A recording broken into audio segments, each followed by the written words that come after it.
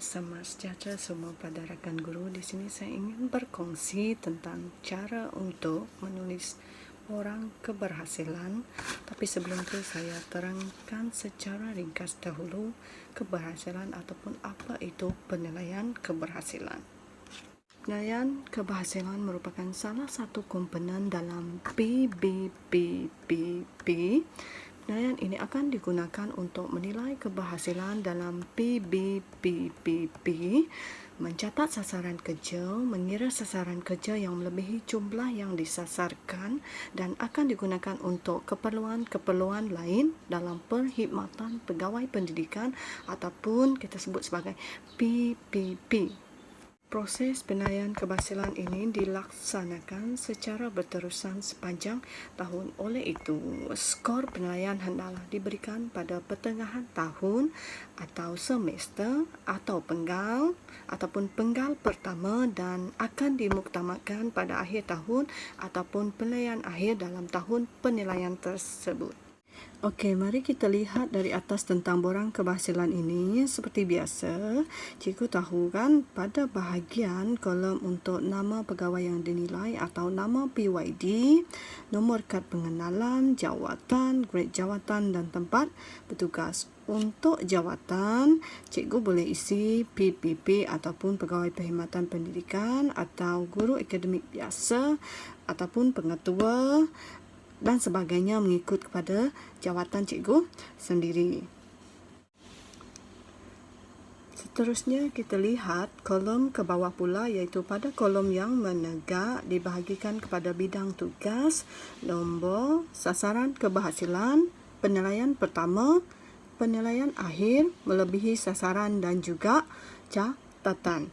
Untuk bidang tugas, ini bermaksud skop tugas pegawai yang dinilai. Sebenarnya, ia tiada penetapan khusus berkaitan dengan bidang tugas ini.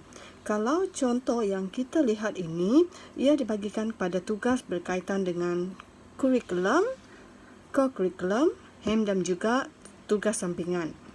Untuk kurikulum, ia berkaitan dengan tugas cikgu sendiri dalam panitia seperti membuat RPT, penyediaan kertas soalan, RPH, analisis TOV atau headcount. Untuk co-kurikulum, ia berkaitan dengan tugas guru dalam kelab, persatuan dan juga sukan. HEM ini pula sekiranya guru itu dilantik sebagai guru tingkatan, warden, guru disiplin dan sebagainya. Dan terakhir iaitu tugas sampingan. Tugas sampingan ini berkaitan dengan tugas guru ataupun dilantik sebagai AJK apa dalam sesuatu pertandingan, program-program LDP, khusus, PLC atau boleh juga tulis tentang kelas tambahan yang cikgu adakan. Yang penting semua ini nanti pastikan ada bukti. Kita lihat pula pada kolom yang ketiga berkaitan tentang sasaran keberhasilan. Sasaran keberhasilan ini adalah sasaran sebelum sesuatu dilaksanakan atau telah dilaksanakan. Untuk target pula, cikgu kena tengok tahap potensi atau kemampuan pelajar cikgu untuk mencapai sesuatu. Okey, contoh yang kita boleh lihat dekat sini pada nombor 1. Menyediakan rancangan pelajaran tahunan geografi. Untuk penilaian pertama diletakkan 100%. Sebabnya RPT ini cikgu hanya buat sekali sahaja di awal tahun persekolahan. Dan bahagian catatan ditulis gugur. Contoh yang nombor 3 pula, 18 daripada 22 orang pelajar 3 iltizam mendapat grade C ke atas dalam peperiksaan geografi. Dekat sini 94% untuk markah penilaian pertama. Jadi sebenarnya berapa orang pelajar yang mendapat grade C ke atas? Di sini akan ditunjukkan cara pengiraan untuk penilaian pertama. Markah sebenar ujian pertengahan tahun ataupun AR1 darab dengan 100, kemudian cikgu akan bahagikan dengan jumlah sasaran yang cikgu telah tulis pada sasaran keberhasilan. Contoh, 17 orang pelajar yang mendapat grade C ke atas darab dengan 100 kemudian dibagikan dengan 18 orang pelajar yang disasarkan menjadikan markah kepada 94% untuk penilaian pertama.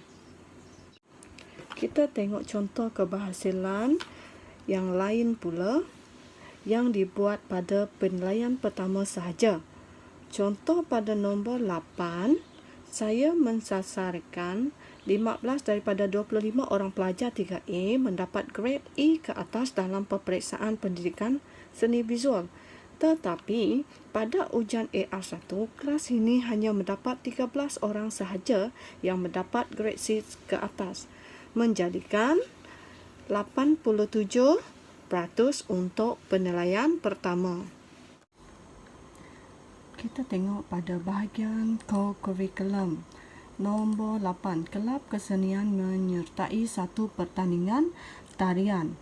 Untuk penilaian pertama diletakkan 100%, penilaian akhir tiada, melebihi sasaran tiada, bahagian catatan diletakkan gugur. Maksud dekat sini untuk penilaian pertama 100% adalah pertandingan itu hanya dibuat pada semester pertama ataupun penggal pertama sahaja, namun untuk penilaian akhir ia tidak dilaksanakan ataupun tidak menyertai mana-mana pertandingan tarian.